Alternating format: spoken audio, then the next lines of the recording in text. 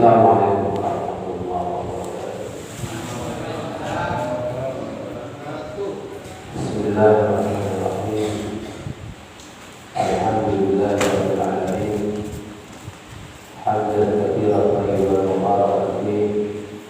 Kama yuhibbu rabbuna wa yarda. Asyhadu an la ilaha illallah wahdahu la syarika lah.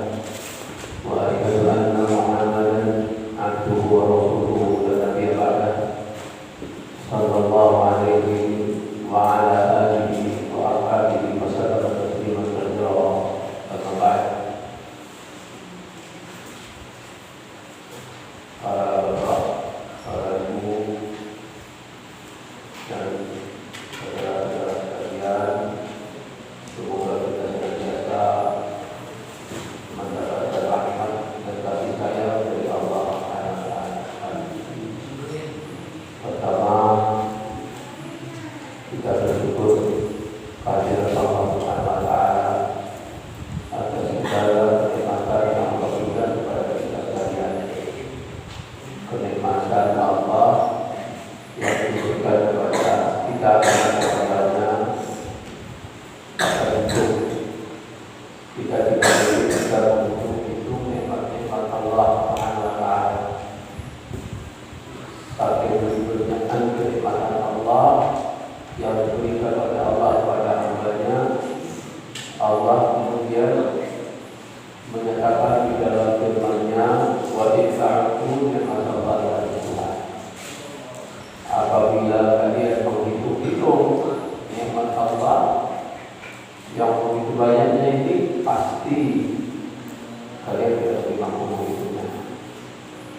Oleh karena itu, kewajiban sebagai seorang muslim, seorang muslimah yang beriman kepada Allah Subhanahu wa taala wajib bersyukur. Inti daripada kesyukuran seorang hamba kepada Allah Subhanahu wa taala tidak ada lain kecuali terus melakukan ketaatan kepada Allah Subhanahu wa taala, melaksanakan perintah-perintahnya, meninggalkan larangan-larangannya. Kalau kita semua selalu melaksanakan perintah Allah, meninggalkan larangan-larangan Allah, kita pasti akan dimasukkan oleh Allah Subhanahu wa taala ke dalam golongan orang-orang bertakwa. Karena semua amalan ibadah yang dilakukan oleh seorang hamba itu tujuan Allah agar kita menjadi orang bertakwa. Orang yang bertakwa itu oleh Allah menangkan disediakan surga. Semua kita tentu ingin masuk surga Allah Subhanahu wa taala. Siapa yang tidak ingin masuk surga Allah Subhanahu wa taala? Itulah surga itu penuh dengan kenikmatan. Kenikmatan surga tidak bisa dilihat dengan pandangan mata manusia di dunia ini. Yang disediakan kepada orang yang bertakwa, Allah menyatakan, "A'dadtu li'ibadiyas shalihin." Aku telah menyediakan surga buat orang-orang yang soleh, solehah. Apa surga itu disifati oleh Allah Subhanahu wa taala? Ma'la ainun ra'at. Mata tidak pernah memandang akan keindahan apa yang ada di dalam surga. Walaupun kita bisa melihat di dunia ini pemandangan-pemandangan yang indah, di mana tempat-tempat yang kita anggap sebagai tempat yang indah, keindahan surga tidak bisa dibandingkan dengan keindahan pemandangan yang ada di dunia. Mata ainun ra'at tidak pernah dilihat oleh pandangan mata manusia akan keindahannya. Wala udhunun sami'at. Telinga tidak pernah mendengar suara-suara yang ada di surga. Tidak pernah mendengar. Yang di dunia kita melihat ada suara merdu dan lain sebagainya. Di surga tidak ada bandingannya. Malah ainun ra'at wala khatra ala qalbi bashar. Dan kenikmatan di surga tidak pernah terlintas, tak pernah terletak di dalam hati manusia. Akar keindahannya itu menunjukkan kenikmatan yang luar biasa. Semua kita sebagai orang Islam yang beriman tentu kalau ditanya kenapa kamu beribadah, kenapa kamu melakukan ketaatan, kenapa kamu sholat, jawab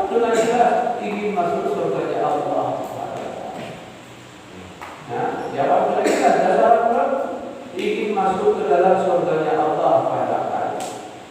Nah, surga itu disediakan oleh Allah bagi orang-orang yang banyak melakukan kebaikan, banyak melakukan amalan soleh. Allah menyatakan dalam Al-Quran, "Batil kerjanya berlati urin tumuha bima kuntum ta'malun." Itulah surga yang telah disediakan oleh Allah buat kalian semua disebabkan karena amalan soleh yang kalian lakukan, yang kita lakukan. Berarti kita harus terus berusaha untuk mengamalkan amalan yang soleh, amalan-amalan yang diridhoi oleh Allah Taala. Tentu seseorang itu tidak akan melakukan amalan soleh itu kecuali hatinya menjadi hati yang baik, hati yang bersih, hati yang sehat. Karena hati itu ada hati yang sehat, ada hati yang sakit, ada hati yang mati. Nah, kita ingin memiliki hati yang sehat. Bagaimana supaya hati kita bisa sehat? Hati bisa bening, bisa bersih. Karena kehidupan manusia itu tergantung kepada keadaan hati daripada manusia. Sehingga hati manusia ini diibaratkan sebagai komandan. Nah, sebagai komandannya, sebagai rajanya hati ini. Anggota badan ini sebagai prajuritnya. Tangan, leher, kaki, mata, telinga. Itu prajurit namanya, anak buah dari sang raja. Kalau raja itu baik, hati itu baik, maka hati ini akan memerintahkan kepada anggota badannya ini kepada yang baik-baik. Kalau hatinya baik, hatinya bersih, hatinya sehat, hatinya hidup, maka hati ini akan memerintahkan, tangan diperintahkan untuk mengambil yang hak, mengambil yang baik-baik. Sehingga tangan itu digunakan untuk yang baik-baik. Bagaimana digunakan untuk yang baik-baik? Jadi digunakan untuk yang halal. Tidak biasa digunakan untuk memukul orang lain yang tidak benar. Tidak mengambil hak orang lain. Kalau ada barang, dia tidak mau ambil kalau bukan miliknya, karena hatinya menolak. Karena sehat hatinya. Kaki itu juga diperintahkan oleh hati yang sehat untuk dilangkahkan ke tempat-tempat yang diridhoi oleh Allah Subhanahu wa Ta'ala. Itu hati yang sehat memerintahkan kaki menuju ke tempat yang diridhoi oleh Allah Subhanahu wa Ta'ala. Seperti apa? Ya, ke masjid untuk melakukan ibadah. Kalau ke tempat-tempat yang tidak ada manfaatnya, dia tidak akan diperintahkan oleh hati itu untuk melangkahkan kakinya menuju ke tempat yang, apalagi tempat-tempat yang banyak dosanya, tempat yang maksiat. Tidak mau kaki itu karena tidak diperintah oleh hati yang sehat. Tidak mau. Walaupun ada orang yang mengajak, ayo ikut saya ke tempat hiburan ini dan itu. Kalau di situ banyak maksiatnya, dia tidak mau. Hatinya menolak. Jangan kata hati. Jangan kamu ikut ke tempat itu, tempat maksiat. Hati tidak membolehkan. Itu kalau hatinya sehat. Kalau hati yang sehat, itu akan memerintahkan lisan itu digunakan untuk yang baik-baik. Lidah ini akan diperintahkan oleh hati untuk digunakan kepada yang baik-baik. Apa yang baik-baik yang diperintahkan oleh hati kepada lisan itu? Digunakan untuk banyak berzikir kepada Allah. Nah, digunakan untuk banyak berzikir kepada Allah Subhanahu wa Ta'ala. Digunakan untuk sering baca Al-Quran, lisan. Karena diperintahkan oleh hati itu senantiasa baca Al-Quran, untuk zikir, diperintahkan lisan untuk senantiasa berdoa kepada Allah Subhanahu wa Ta'ala. Karena berzikir, berdoa itu semuanya adalah ibadah. Doa itu ibadah kepada Allah Subhanahu wa Ta'ala. Kalau kita sering berdoa kepada Allah Subhanahu wa Ta'ala, minta kepada Allah Subhanahu wa Ta'ala, Allah cinta kepada orang yang banyak meminta. Kalau kita banyak meminta kepada Allah, maka kita akan dicintai oleh Allah Subhanahu wa Ta'ala. Kalau minta kepada manusia,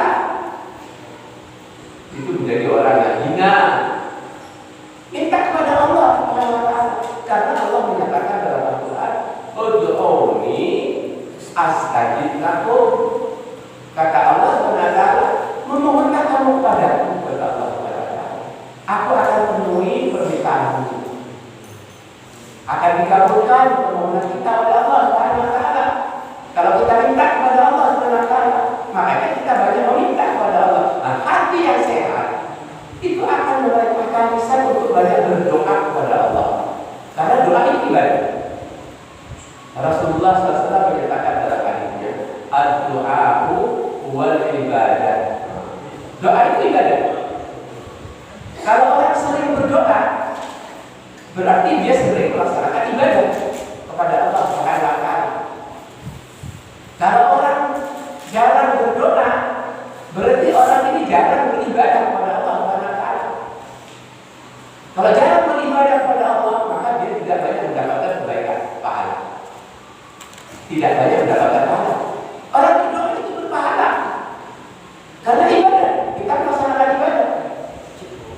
Makanya kata Rasulullah SAW, di saat kamu berdoa, yakinilah bahwa doaku pasti dikabulkan oleh Allah SWT. Ud'ullaha wa antum muqinuna bil ijabah. Itu kata Rasulullah SAW di dalam hadisnya. Berdoalah kamu kepada Allah dan yakinilah bahwa doamu itu pasti dikabulkan oleh Allah SWT. Kalau yang pertama tadi, Allah yang memerintahkan dalam Al-Quran, ud'uni astajib lakum. Mintalah kamu kepadaku, aku akan beri apa yang kamu minta. Kata Allah, kata Rasulullah di dalam hadisnya, ud'ullaha wa antum muqinuna bil ijabah. Mintalah kamu kepada Allah, berdoalah kamu kepada Allah, dan yakinilah, harus yakin, jangan ragu-ragu. Yakin apa? Yakin kalau doa itu pasti dikabulkan oleh Allah. Nah, begitu. Kalau kita yakin doa dikabulkan oleh Allah, kita akan dapat pahala dengan doa itu. Tapi jangan mendesak Allah sekarang berdoa, sekarang juga dikabulkan. Oh, ini namanya maksa. Tidak boleh. Ini akhlak yang tidak baik seperti itu. Sudah urusan Allah, yang penting kita harus yakin bahwa doa itu pasti dikabulkan oleh Allah. Kapan dikabulkannya doa itu? Itu bukan urusan manusia, bukan urusan kita. Jangan mengurus urusannya Allah Subhanahu wa taala. Kita itu banyak mengurus urusan kita. Apa urusan kita ini? Melaksanakan perintah. Apa perintahnya? Ud'uni. Nah, itu saja sudah. Yang penting kita berdoa kepada Allah, yakini dalam hati doa itu pasti dikabulkan oleh Allah. Kapan dikabulkannya doa? Itu urusannya Allah. Karena manusia itu banyak berdoa, sedunia itu berdoa, tunggu gilirannya. Kalau belum dikabulkan sekarang, mungkin besok. Besok belum dikabulkan, mungkin minggu depan. Minggu depan belum dikabulkan, mungkin bulan depan. Gitu. Jadi harus berprasangka baik kepada Allah. Kepada Allah. Istilahnya husnudzon. Jangan berprasangka jelek kepada Allah. Tidak boleh berprasangka jelek, dosa. Berprasangka jelek istilahnya dalam agama itu sudzon. Jangan sudzon kepada Allah Subhanahu wa taala. Allah Subhanahu wa taala memerintahkan kita berdoa, Allah berjanji akan mengabulkan doa kita. Janji Allah pasti benar. Itu harus yakin kita. Allah menyatakan inna wa'dallahi haqqun, kata Allah. Sesungguhnya janji Allah itu pasti benar. Berarti kalau kita minta kepada Allah harus husnudzon, berprasangka baik kepada Allah. Karena doa kita akan dikabulkan oleh Allah. Yang jelas, kalau kita terus berdoa, kita terus mendapatkan pahala. Kita berdoa, berpahala berdoa itu. Walaupun sekarang belum dikabulkan, walaupun besok belum dikabulkan, 1 bulan belum dikabulkan, mungkin tahun depan dikabulkan oleh Allah SWT. Seperti itu. Yang penting harus yakin. Nah, itu diperintah oleh hati yang baik untuk berdoa. Berpikir juga begitu. Hati yang baik itu, hati yang sehat, hati yang hidup akan memerintahkan lisan untuk banyak berzikir kepada Allah Subhanahu wa taala. Karena itu perintah Allah juga dalam Al-Qur'an. Allah menyatakan di dalam Al-Qur'an yang ditujukan kepada kita orang-orang beriman. Kita dipanggil oleh Allah Subhanahu wa taala sebagai orang-orang yang beriman dengan kalimat apa? Ya ayyuhalladzina amanu. Orang-orang yang beriman pasti merasa terpanggil. Kita kalau ada iman, di saat Allah Subhanahu wa taala memanggil kita dengan ya ayyuhalladzina amanu, wahai orang-orang yang beriman, pasti kita akan merasa dipanggil oleh Allah Subhanahu wa taala. Nah, kita akan menjawab, ya Allah, ada apa? Ada perintah apa ya Allah? Nah, gitu. Kalau kita merasa beriman, dipanggil oleh Allah, wahai orang-orang yang beriman, kita siap untuk menerima apa perintah yang akan diperintahkan oleh Allah. Kemudian Allah mengatakan, ya ayyuhalladzina amanu dzkurullaha dzikran katsira. Perintahnya, zikirlah kepada Allah dengan zikir yang banyak. Kita diperintah oleh Allah dengan zikir agar kita berzikir dengan zikir yang banyak, bukan zikir yang sedikit. Bukan. Dzikran katsiran. Katsir itu artinya banyak. Kalau sedikit itu bahasa Arabnya apa? Qalil. Tapi Allah tidak merintahkan udzurullaha dzikran qalilan. Allah merintahkan kita udzurullaha dzikran katsiran. Berzikirlah kamu kepada Allah dengan zikir yang banyak. Tuh. Kalau zikir sedikit, itu tandanya orang munafik, bukan orang beriman. Buktinya di dalam Al-Quran Allah menyatakan sebagai tanda-tanda orang munafik itu, innal munafiqina yukhadi'una Allah wa huwa khadi'uhum. Sesungguhnya orang-orang munafik itu mereka menipu Allah Subhanahu wa taala. Mereka menampakkan kebaikan tapi hati mereka tidak baik. Menampakkan secara zahir sebagai orang yang baik tapi hatinya tidak baik. Itu orang munafik. Tidak sama apa yang ditampakkan dengan apa yang tersembunyi di dalam dada, di dalam hati. Makanya Allah balas buat mereka, orang-orang munafik. Apa ciri-ciri orang munafik itu? Alhamdulillah, mudah-mudahan kita tidak termasuk orang yang munafik yang disebutkan oleh Allah, menipu Allah, tapi Allah akan balas buat mereka. Wa idza qamu ila sholati qamu kusala. Itu tandanya orang munafik. Kata Allah Subhanahu wa taala, orang munafik itu apabila berdiri sholat, mereka malas.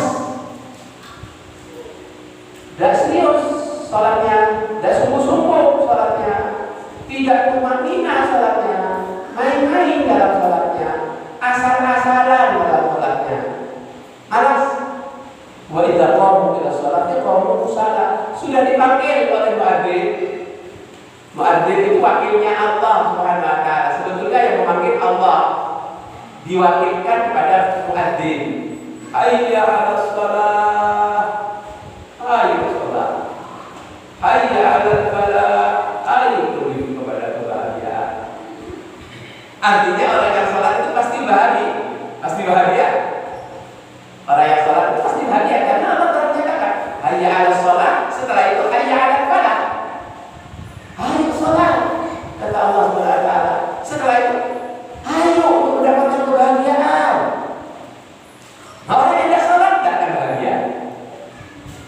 Orang yang tidak menyambut panggilan Allah untuk beribadah, untuk sholat, pasti hatinya selalu sombong, gelisah, tidak tenang, bosan hidupnya kalau tidak sholat. Karena Allah sudah menyatakan seperti itu dalam Al-Quran. Tapi kalau sholat, tenang. Makanya Rasulullah SAW menyatakan dalam hadisnya, wa ju'ilat qurratu 'aini fi shalah. Hatiku merasa tenang di waktu melaksanakan ibadah sholat. Bukan tenang di waktu mendengarkan lagu-lagu nyanyian, enggak. Tidak mengatakan gitu Rasul. Tenang di waktu melaksanakan ibadah sholat. Nah, kita tanya kepada diri kita masing-masing. Kita ini waktu melaksanakan ibadah sholat, kita merasa tidak nikmat, merasa tidak tenang, merasa tidak nyaman hati kita, tenang, plong, senang, merasa tidak itu. Kalau kita merasa di waktu sholat kita merasa ketenangan dalam hati kita, berarti salat kita benar, salat kita benar, salat kita khusyuk. Kita termasuk orang yang beriman, yang dijamin oleh Allah mendapatkan kebahagiaan.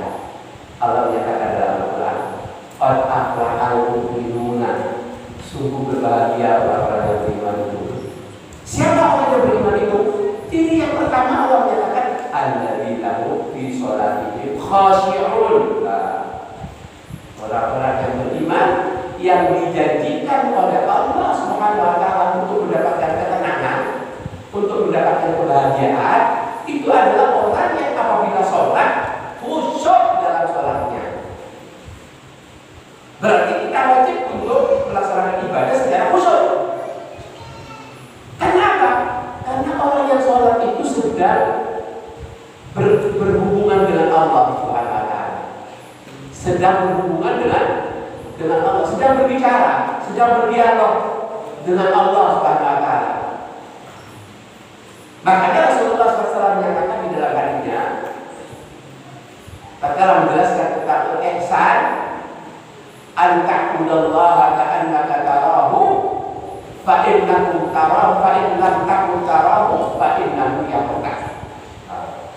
Kata Rasulullah SAW, kalau kamu sedang beribadah, kamu sedang sholat, jadikan seolah-olah di hadapanmu itu ada Allah. Seolah-olah kamu melihat Allah langsung ada di hadapan kamu. Kalau kamu tidak bisa melihat Allah secara langsung berada di hadapan kita waktu kita sholat, ingatlah bahwa Allah melihat kamu. Berarti kita ini selalu dilihat oleh Allah Subhanahu wa taala. Selalu diawasi oleh Allah Subhanahu wa taala. Allah tahu kalau kita main-main waktu sholat, kita tidak sungguh-sungguh, tidak khusyuk, hanya sekedar menggugurkan kewajiban saja, sholatnya berarti tidak khusyuk. Tapi orang yang beriman khusyuk dalam sholatnya. Nah, sholat yang paling utama untuk dilakukan fi awwali waktiha. Rasulullah menyatakan, afdalus sholati fi awwali waktiha. Seutama-utamanya sholat yang dikerjakan pada awal waktunya. Nah, kita berusaha seperti itu. Berarti pikiran kita, hati kita bagaimana kita untuk meningkatkan ketaatan kepada Allah, meningkatkan ibadah kepada Allah. Ini sebagai tanda apa? Tanda syukur kita kepada Allah Subhanahu wa taala. Seperti itu. Karena apa? Karena itu sebagai bekal untuk menghadapi kehidupan di akhirat. Karena semua kita itu pasti akan dipanggil oleh Allah nanti. Semua kita pasti akan dipanggil. Tinggal menunggu giliran. Ya kan? Tinggal menunggu giliran. Karena setiap manusia pasti merasakan mati. Kullu nafsin dha'iqatul maut. Kapan itu Allah SWT turunkan wabah penyakit? Wah, ini kecil itu menurut Allah SWT. Allah kalau mau memusnahkan manusia itu kun fayakun, matilah kamu semua, mati semua itu. Allah turunkan balak, Allah turunkan bencana, Allah turunkan banjir, Allah turunkan angin belitung, Allah turunkan angin liung, Allah turunkan gunung meletus. Itu tanda Allah Subhanahu wa taala, perintah Allah itu. Semuanya itu. Kita manusia tidak punya kekuatan apa-apa. Tidak punya kekuatan. Wa kullal insanu dha'ifa. Manusia itu diciptakan oleh Allah dalam keadaan lemah. Diberi penyakit seperti itu kan gugur. Ya kan? Asal roh. Sabar. Kalau diberi musibah dalam bentuk penyakit, bersabar. Ya diobati. Diobati kalau sakit. Bersabar. Karena kalau Allah beri penyakit itu, Allah akan menggugurkan dosa-dosa. Akan berikan pahala. Tapi kalau sabar, bagaimana sabar Ustaz? Jangan menahan diri dari mengeluh. Karena itu adalah dari Allah Subhanahu wa taala. Bisa jadi penyakit itu sebagai bentuk kasih sayang Allah kepada hamba-Nya untuk memberikan pahala dan untuk menggugurkan dosa-dosa. Kalau sabar, ya sakit diobati. Seperti itu. kecuali juga menurunkan obatnya. Itu disebutkan dalam hadis. Innallaha la yunzilu da'an illa anzala lahu dawa'an. Tidaklah Allah Subhanahu wa taala menurunkan penyakit kecuali Allah turunkan juga obatnya. Berarti setiap penyakit pasti ada obatnya. Akan tahu obat itu kepada siapa yang diberitahu oleh Allah dan tidak tahu orang yang tidak diberitahu oleh Allah. Ya, ada kalanya orang tidak tahu akan obatnya karena Allah tidak beritahu. Tapi obatnya ada. Seperti banyak hal yang harus kita bersihkan. Semuanya dari hati. Banyak zikir, jangan sedikit berzikir, banyak berzikir. Zikir itu banyak macam-macamnya. Ada la ilaha illallah wahdahu la syarika lah, lahul mulku wa lahul hamdu wa huwa ala kulli syai'in qadir. Tidak berat zikir itu. Tidak pakai modal, tenaga, tidak pakai biaya. Sambil jalan sambil zikir subhanallah, alhamdulillah, wa la ilaha illallah, wallahu akbar. Sambil zikir. Tenang hati. Coba dibuktikan. Karena Allah sudah menyatakan seperti itu. Allah menyatakan alladzina amanu wa tatma'innu qulubuhum bi dzikrillah. Orang-orang yang beriman, hati mereka menjadi tenang. Karena apa? Karena zikrullah, zikir kepada Allah. Makanya hati ini jangan lepas dari mengingat Allah. Kapan saja jangan lepas daripada mengingat Allah. Mulai dari bangun tidur sampai tidur lagi harus terus nyambung hati ini dengan Allah Subhanahu wa taala. Makanya Rasulullah SAW mengajarkan kita untuk banyak berzikir dalam keadaan apa saja. Dalam banyak keadaan kita dianjurkan untuk banyak zikir. Mulai dari bangun tidur. Sejak bangun tidur kita langsung ingat kepada Allah Subhanahu wa taala. Apa itu zikirnya setelah bangun tidur? Alhamdulillahilladzi ahyana ba'dama amatana wa ilaihi nusyur. Langsung ingat Allah Subhanahu wa taala.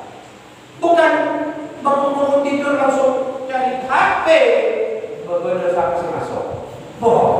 Gimana? Sudah ingat Allah. Langsung ingat Allah. Alhamdulillah. Kenapa langsung ingat Allah? Karena kita sudah dimatikan sejenak oleh Allah. Alhamdulillah dihidupkan lagi. Siapa yang tahu kalau waktu tidur setelah itu dicabut oleh Allah? Bisa Allah. Banyak kejadian seperti itu. Tidur dan kami tidak bangun lagi. Besoknya sudah mati. Itu dari seorang kadang-kadang pakai. Sering ada kejadian seperti itu. Makanya pada saat tidur, mau tidur, ada zikirnya itu. Supaya kita termasuk orang yang husnul khotimah. Allah ditakdirkan oleh Allah mati pada saat kita tidur. Banyak kejadian tidur, tidak tahunya tidak bangun lagi. Itu besok orang tak kuning sudah meninggal dunia. Makanya jangan lupa sebelum tidur itu zikir kepada Allah Subhanahu wa taala. Banyak zikir-zikirnya kan yang diajarkan oleh Rasulullah sebelum tidur. Zikir-zikirnya sebelum tidur. Baca ayat kursi, ya. Ta'awudz dulu. Kalau baca Al-Qur'an baca ta'awudz dulu. A'udzubillahi minasyaitonir rajim. Aku berlindung kepada Allah dari syaitan yang terkutuk. Baca ayat kursi. Allah la ilaha illa huwal hayyul qayyum. La ta'khudhuhu sinatun. Sampai selesai. Setelah itu baca dua ayat terakhir dari surat Al-Baqarah. Apa? Dua ayat terakhir dari surat Al-Baqarah diawali dengan amanar rasulu bima unzila ilaihi min rabbih wal mu'minun kullun amana billahi wa malaikatihi wa kutubihi wa rusulihi la terus la yukallifullahu nafsan illa wus'aha laha ma kasabat ba'da. Baca sampai selesai. Dua ayat terakhir. Ayat kursi, dua ayat terakhir. Sebelumnya adalah surat Al-Fatihah. Ayat kursi, dua ayat terakhir. Surat Al-Baqarah, kemudian baca qul huwallahu ahad 3 kali. Qul a'udzu birabbil falaq 3 kali. Qul a'udzu birabbin nas 3 kali. Gitu ya. Baca itu sebelum tidur jangan setel lagu-lagu. Kadang-kadang ada orang yang kok tak setel itu tentang lagi lagu India. Jadi itu setan hatinya lagu itu ada begitu ya. Kalau nggak bisa tidur, kok lagi dia lagu gambus nggak bisa tidur. Baca zikir seperti itu. Kemudian setelah baca Allah baca lagi subhanallah 33 kali. Subhanallah, subhanallah, subhanallah 33 kali. Setelah itu alhamdulillah, alhamdulillah, alhamdulillah 33 kali. Setelah itu Allah Akbar, Allah Akbar, Allah Akbar 34 kali. Seperti itu. Terus doa Bismillahirrahmanirrahim ahya wa bismika dengan menyebut namamu ya Allah aku hidup dan dengan menyebut namamu ya Allah aku mati.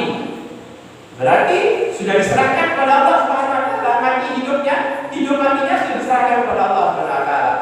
Kalau ditakdirkan mati, dia akan menjadi orang yang mati yang baik. Husnul khotimah. Seperti itu. Kita bisa tidur, baca terus itu, begitu, baca ulang-ulang. Terus baca sampai tidur. Berarti waktu kita mau tidur ingat Allah Subhanahu wa taala, bangun tidur pun juga langsung ingat Allah. Alhamdulillah diberi kepada Allah Subhanahu wa taala. Alladzi ahyana setelah Allah yang menghidupkan, setelah dimatikan kita. Wa ilaihi nusyur kepada Allah. Kita akan dikembalikan kepada Allah.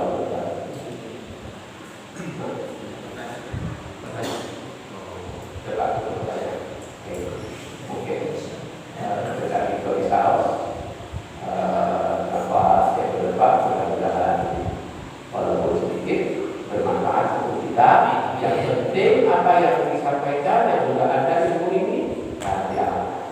Nah, yang penting pengamalannya bukan hanya sekedar berilmu tapi tidak diamalkan. Yang penting kita belajar mendengarkan pengajian seperti ini. Bagaimana ilmu yang sudah kita belajar ini diamalkan sehingga ilmu kita menjadi ilmu yang bermanfaat. Wallahu a'lam bishawab.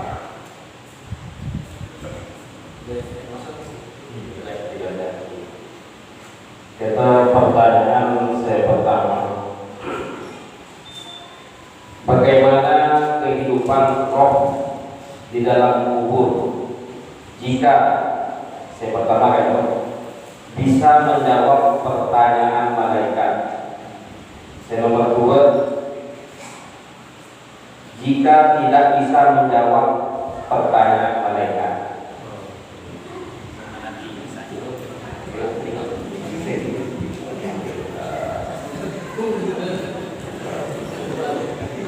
Roh itu orang yang meninggal dunia, orang yang meninggal dunia. Begitu dimasukkan ke dalam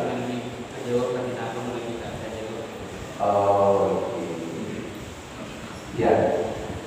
Jika bisa menjawab pertanyaan, bagaimana kehidupan roh di dalam kubur jika bisa menjawab pertanyaan mereka.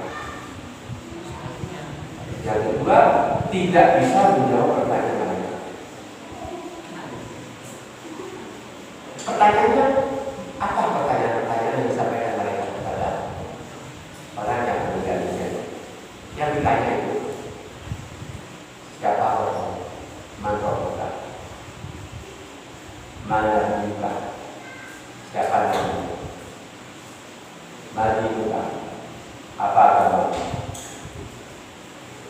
Ini pertanyaan-pertanyaan mereka yang akan disampaikan kepada roh yang sudah meninggal dunia di dalam kuburan.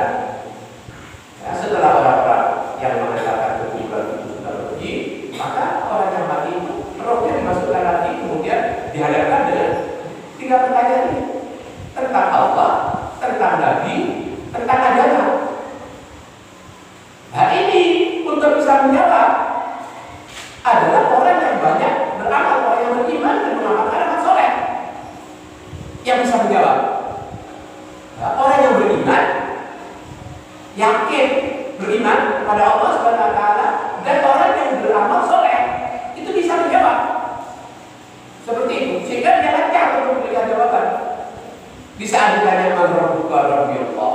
Man nabiyuka Nabi Muhammad sallallahu alaihi wasallam.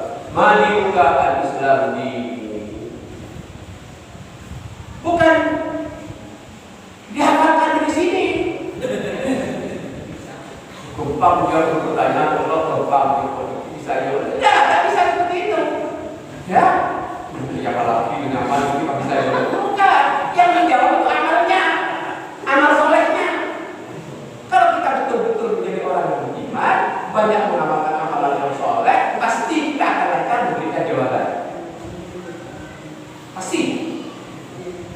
Yutsabitullah bil qawli tsabit. Allah akan mengukuhkan untuk bisa memberikan jawaban dan jawaban yang benar. Allah yang memberikan bantuan. Dengan apa? Dengan amalan soleh, dengan iman. Nah, seperti itu. Bukan hanya diapakan. Nah, orang-orang kafir tidak akan bisa menjawab. Begitu juga Nabi Muhammad, siapa laki-laki ini yang ada tahu. Setiap ditanya orang-orang kafir itu ada tahu. Dipukul oleh mereka dengan panu di akhirat lain dengan panu di dunia. Kemudian orang yang dipukul itu berteriak histeris karena pukulan dari malaikat, sehingga suara daripada orang yang dipukul oleh malaikat didengar oleh semua makhluk kecuali manusia dan jin yang tidak dengar, yang tidak dibuat mendengar oleh Allah. Kalau kita dibuat mendengar, takut kita akan mengantarkan orang mati ke kuburan. Takut pasti, nggak mau mengantarkan mendengar orang itu tidak bisa jawab, dipukul oleh mereka. Alhamdulillah. Sehingga manusia tidak dibuat mendengar oleh Allah. Yang mendengar siapa? Selain manusia dan jin, binatang itu mendengar. Kalau kita coba lihat binatang kalau ada di kuburan, ada ayam atau ada kambing, lari tuh mendengar jeritan orang yang sedang dipukul oleh malaikat di kuburan karena tidak bisa jawab pertanyaan kepada dua malaikat. Kalau kita itu sudah di kuburan, memperhatikan di mana di saat ada dan itu mendengar. Yang tidak dibuat mendengar oleh Allah itu manusia dan jin, tidak dibuat mendengar. Kata Rasulullah SAW, seandainya manusia itu mendengar akan jeritan orang mati yang tidak bisa menjawab kemudian dipukul, pasti dia langsung pingsan. La so'iqah, kata Rasulullah, pasti dia pingsan. Makanya tidak dibuat mendengar. Kalau dibuat mendengar, kita tidak mau datang kuburan. Orang-orang mati, tidak akan ada orang yang berani mengumpulkan ke kuburan. Takut lagi. Takut pas. Alhamdulillah. Mudah-mudahan kita semua bisa menjawab. Bagaimana Anda sudah bisa menjawab? Tingkatkan keimanan kita, tingkatkan amal soleh kita. Maka kita akan dibantu oleh Allah untuk bisa memberikan jawaban dan jawaban benar. Wallahu a'lam. Ini nomor 2. Yang sekarang banyak orang berbuat baik seperti sedekah, menghadiri pengajian dan lain-lain, kemudian dimasukkan, difoto ke media sosial. Apakah boleh amal kebaikan ditampakkan ke orang lain? Ini jawabannya ini. Innamal a'malu niat. Amalan itu tergantung kepada niatnya. Kalau niatnya baik, menarik kepada orang lain supaya orang lain tertarik juga untuk bersedekah, tidak apa-apa. Tapi kalau terus dia supaya dikatakan sebagai orang yang ahli sedekah, supaya dikatakan orang yang ahli menghadiri pengajian, ahli ibadah, ini tidak dapat apa-apa. Pahalanya hilang. Kalau dia innallaha la yaqbalu minal 'amali illa ma kana lahu khalisan.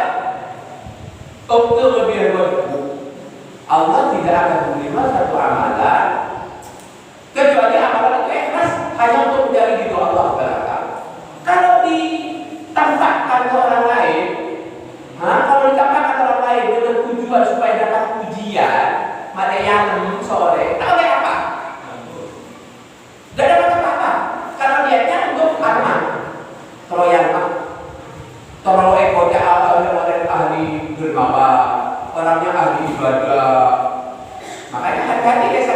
jangan yang biasa cerita tentang amalan kebaikan kita. Ya, usahakan tidak. Jangan biasakan menceritakan kebaikan kita. Umpamanya biasa bangun malam sholat malam sampai khusyuk sholat malamnya. Kadang-kadang mungkin dari khusyuknya sampai menangis. Alhamdulillah, boleh, tidak apa-apa, itu bagus. Tapi keesokan harinya jangan ceritakan kepada orang lain. Kok malam, alhamdulillah, hari ini sholat malam sampai nangis. Perlu apa memberitahu kepada orang? Ini berarti sudah ada ikhlas ini. Jadi supaya dikatakan orang ini orang ahli sholat malam. Tak perlu. Allah itu mencatat kalau dia beramal soleh, belum melakukan sholat malam, dicatat pahalanya oleh Allah. Tapi begitu diceritakan kepada orang lain dengan niat supaya ya Allah, kosong sholat, dicatat oleh pahalanya. Begitu. Makanya Allah menyatakan fawailun lil musallin. Celaka bagi orang-orang yang sholat. Kok dia celaka oleh Allah? Orang yang sholat dia celaka. Kenapa? Lanjutkan pada ayat berikutnya. Fawailun lil musallin alladzina hum an sholatihim sahun walladzina hum yura'un. Nah, yura'un itu ya celaka, neraka wel bagi orang yang sholat di mana sholatnya mereka lalai, tak serius, tak khusyuk, mainan dan ingin ditampakkan kepada orang lain. Yura'un, riak, bahayanya. Wailun, ancamannya, neraka wel, bukan pahala, neraka wel. Orang yang sholat dia ingin neraka wel, insyaallah. Kenapa? Karena dia ingin dilihat oleh orang lain, ingin dipuji. Seperti itu. Jangan ingin pujian manusia, perlu. Manusia tidak punya apa-apa. Ingin dipuji siapa? Allah. Makanya jangan biasa ceritakan kebaikan diri kita kepada orang lain untuk menjaga hati manusia. Karena hati ini berubah-ubah hati ini. Mungkin pada waktu sholat malam ikhlas karena Allah sampai nangis, alhamdulillah. Tapi siapnya sudah berubah terlalu berdebat oleh lain. Mana yang kita baca asal tahu sampai nangis. Kok pada sholat malam khusyuk sampai nangis, apa harus kita tunggu orang lain? Dan itu amalan kebaikan kita sembunyikan. Itu para ulama mengatakan orang yang ikhlas itu al-mukhlis, orang yang ikhlas kata para ulama. Alladzi yaktubu hasanatihi kama yaktubu sayyi'atihi. Orang yang ikhlas itu orang yang menyembunyikan amalan kebaikan sebagaimana dia menyembunyikan amalan kejelekannya.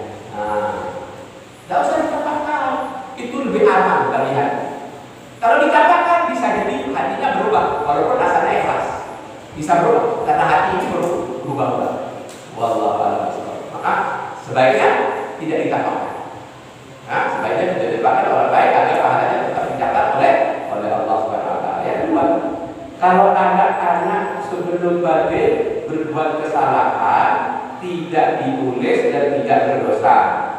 Apakah kalau anak-anak sebelum balik berbuat kebaikan mendapatkan pahala atau orang tuanya yang dapat pahala? Ya. Di dalam keterangan hadis Rasulullah SAW menyatakan perintahkan, dan itu ditujukan kepada para orang tua. Ditujukan kepada para orang tua. Muru awladakum fi sholati wa hum abna'u sab'i sinin.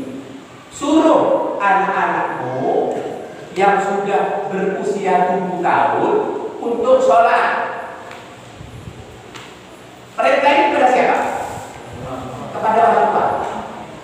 Perintah ini kepada orang tua. Kalau Anda sudah berusia 7 tahun, wajib orang tua itu memerintahkan anaknya untuk sholat. Kalau orang tua tidak menyuruh anaknya sholat, orang tua berdosa. Orang tua itu berdosa. Seperti itu. Tapi anak tidak sholat waktu umur 7 tahun,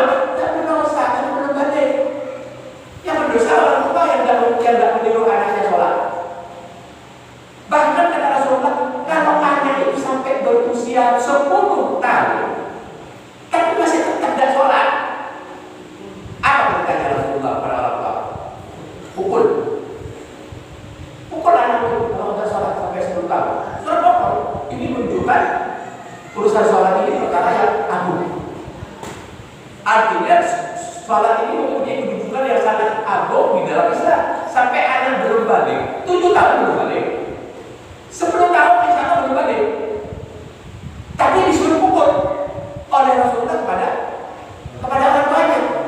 Kalau orang tua tidak melaksanakan perintah ini, berarti orang tua tidak menjalankan amanah. Karena anak ini adalah amanah dari Allah Subhanahu Wa Taala. Kamu annama amwalukum wa auladukum fitnah. Ketahuilah bahwa anakmu itu sebagai fitnah, sebagai cobaan bagi kamu. Kata Allah Taala. Seperti itu. Jadi anak tidak sholat, ya, anak tidak sholat waktu umur 7 tahun, 10 tahun belum balik, tidak berdosa. Yang berdosa orang banyak kalau tidak menyuruh. Baru ditulis itu kalau sudah balik. Ya, kalau sudah balik ditulis sebagai dosa, ditulis sebagai mendapatkan pahala. Ada 3 perkara yang tidak dicatat oleh Allah Taala. Dalam hadis Rasulullah SAW disebutkan rufi'al qalamu an talati. Diangkat kolam. Kolam diangkat maksudnya tidak ditulis. Rufi'al qalamu an talati. Ada 3 perkara yang tidak dicatat. Tidak dicatat sebagai berdosa, tidak dicatat sebagai mendapatkan pahala. Siapa? An-naim at-tayyib. Orang yang tidur. Orang yang tidur tidak sadar. Dia berbuat apa tidak sadar dan dicatat sebagai dosa. Hatta yastaqil, sampai dia bangun. An-naim hatta yastaqil wa anil dan anak-anak sampai balik gitu. Anak-anak sampai balik. Orang gila sampai sembuh. Orang gila ada berdosa atau orang gila berbuat dosa bagi orang sehat. Itu dari kata orang gila itu sama dengan orang tidur. Ada 3 perkara yang diangkat tidak dicatat. Tapi yang dicatat adalah orang tua. Di saat orang tua melihat anaknya tidak sholat setelah 20 tahun, tidak sholat perintah harus wajib. Kalau 10 tahun tidak sholat pukul. Tapi pukulan yang sifatnya mendidik. Beli pukulan sepos itu potong. Bukan pukulan mendidik. Dan harus sikap serius orang tua di dalam urusan perintah sholat itu. Seperti itu. Benar? Apa?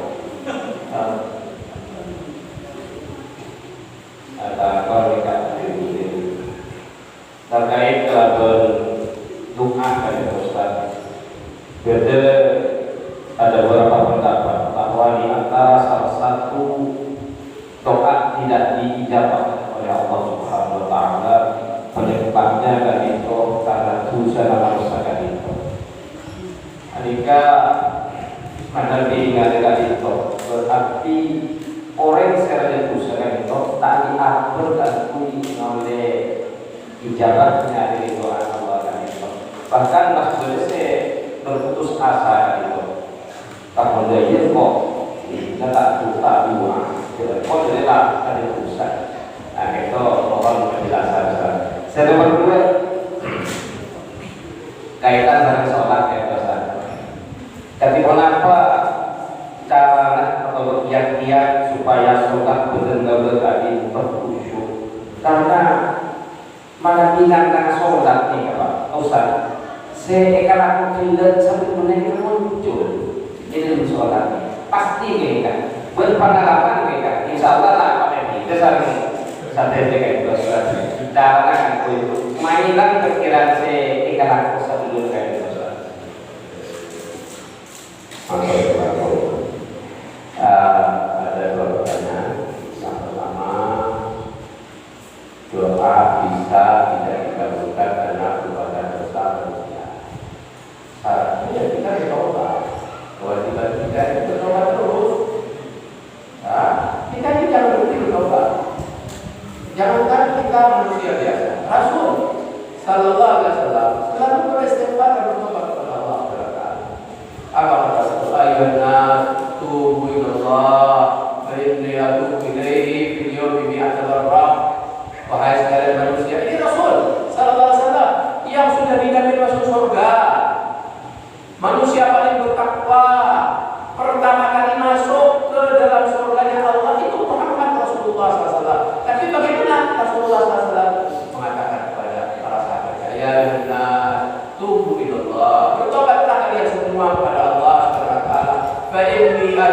ilaihi, sesungguhnya aku ini bertobat kepada Allah. Dalam satu hari 100 sampai 100 kali beristighfar dan bertobat kepada Allah Subhanahu wa taala. Makanya kita harus terus bertobat kepada Allah Subhanahu wa taala. Istighfar, jadikan kukerku astagfirullahaladzim alladzi la ilaha illa huwal hayyul qayyum wa atubu ilaih. Astagfirullahaladzim. Terus baca istighfar. Lisan ini dibasahkan dengan baca istighfar. Seperti itu. Jangan berputus asa. Allah tidak akan membiarkan dosa-dosa bagi hambanya yang bertobat. Kata Allah SWT, ya ibadi innakum tukhti'una bil-laili wan-nahar wa ana aghfiru dzunuba jami'an fastaghfiruni aghfir lakum. Wahai hamba-hambaku, kata Allah SWT, kita dibagi oleh Allah sebagai hamba-hambanya. Wahai hamba-hamba, kalian banyak melakukan dosa siang dan malam, tapi aku akan mengampuni dosa-dosamu semuanya. Syaratnya apa? Fastaghfiruni, minta ampun padaku. Beristighfar padaku, aku pasti mengampuni dosa. Jangan putus asa. Tidak boleh putus asa. La taqnatu min rahmatillah. Jangan putus asa dari rahmat Allah. Terus beristighfar, terus berdoa. Jangankan kita berbuat dosa, beristighfar. Setelah sholat saja, setelah kita baca assalamualaikum warahmatullahi wabarakatuh, kita baca apa? Istighfar. Astagfirullah, astagfirullah. Itu setelah sholat. Apalagi berbuat dosa. Setelah sholat saja kita disuruh istighfar. Kenapa? Apalagi bertanya, kenapa Ustaz? Kok setelah sholat kan menghadapkan beribadah? Kok disuruh istighfar? Jangan-jangan sholatnya itu pikirannya kemana-mana itu. Diganggu setan. Nah, setan itu terus mengganggu waktu sholat. Kadang-kadang kedebaran enak, ini waktu sholat.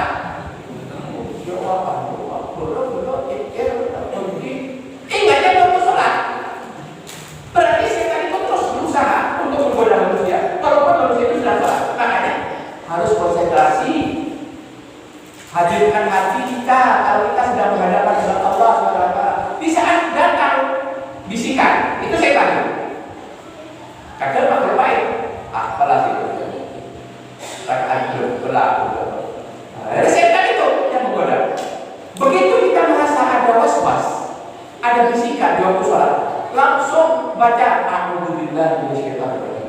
Aku berlindung kepada Allah dari setan yang terkutuk. Walaupun waktu sholat. Begitu ada gangguan, ta'awud, minta perlindungan kepada Allah dari godaan setan. Dalam keadaan baik dia berdiri, dalam keadaan sujud, ada gangguan setan, bertawud, minta perlindungan kepada Allah Subhanahu wa taala. Seperti itu. Alhamdulillah. Sering-sering seperti itu. Kalau kita merasa ada gangguan, setan itu terus berusaha. Makanya banyak zikir kepada Allah Subhanahu wa taala, banyak mengingat Allah. Apa kata Allah Subhanahu wa taala? Fadkuruni adkurkum. Banyak ingatlah kamu kepadaku, aku akan ingat kepadamu. Kata Allah, kalau kita sudah diingat oleh Allah Subhanahu wa taala terus, karena kita mengingat Allah, kita akan dilindungi oleh Allah, akan dijaga oleh Allah. Dalam hidup ini akan dipelihara, dijaga oleh Allah Subhanahu wa taala. Karena apa? Karena sudah kita diingat oleh Allah, disebabkan karena banyak mengingat Allah. Itu janji Allah. Fadkuruni adkurkum. Itu ingatlah kamu kepadaku, aku pasti ingat kepadamu. Makanya supaya tidak dikena godaan setan, setan itu berusaha dan selalu memperhatikan keadaan hati manusia. Di saat hati manusia yang kosong dari zikir kepada Allah, masuk setan. Semua manusia ini, semua kita ini ada setannya. Iya, semua kita ini bersama dengan setan. Tapi kalau kita banyak zikir, setan itu lari, khondas, bersembunyi, lari setan itu. Makanya Ibnu Abbas, seorang sahabat Rasulullah SAW mengatakan, "Asy-syaitanu jahilun ala qalbi ibni Adam." Setan itu selalu berusaha untuk memperhatikan keadaan hatinya manusia. Jadi hati ini selalu ada orang itu setan. Fa idza saha wa ghafala, apabila hati ini lalai dan berzikir kepada Allah Subhanahu wa taala, was-was, setan memberikan was-was. Sehingga kita merasa stres. Setan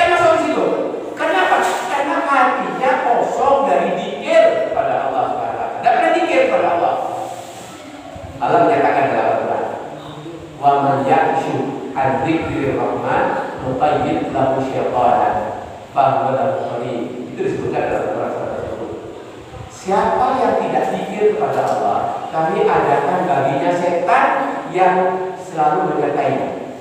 Dan setan itu oleh Allah akan dijadikan sebagai temannya yang dekat, temannya yang setia. Bagi siapa? Orang yang tidak berzikir kepada Allah Subhanahu wa taala.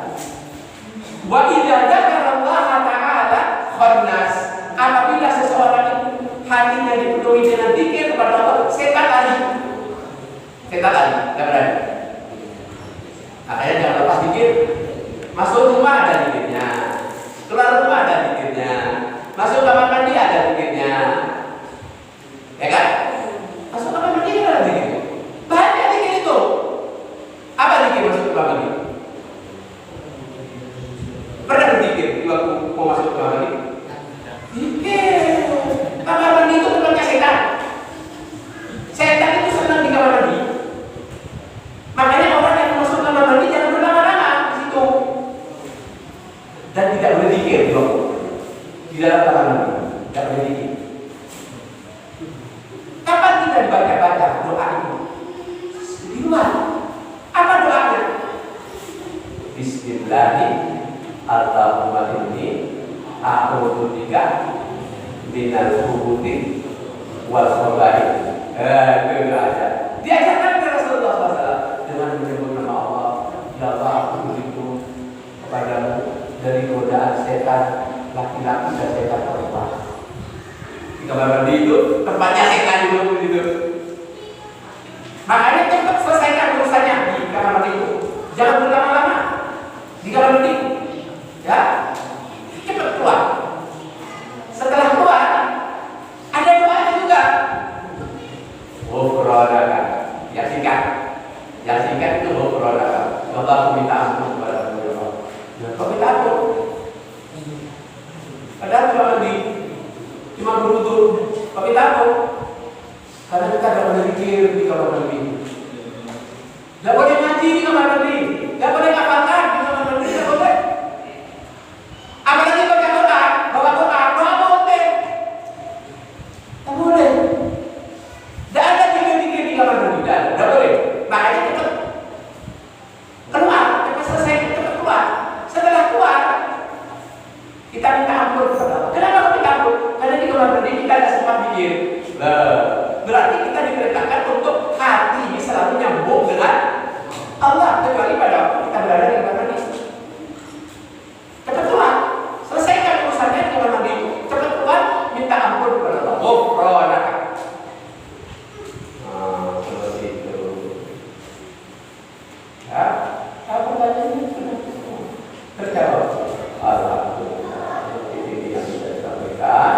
Kalau ada yang salah, itu dari saya sendiri. Saya diampun kepada Allah. Kalau ada yang benar, kebenaran dari Allah ada waktunya. Seperti itu. Mudah-mudahan kita semua diberi kekuatan, hidayah, taufik oleh Allah untuk bisa mengamalkan ilmu yang sudah kita pelajari. Wallahu a'lam bishawab. Assalamualaikum warahmatullahi wabarakatuh.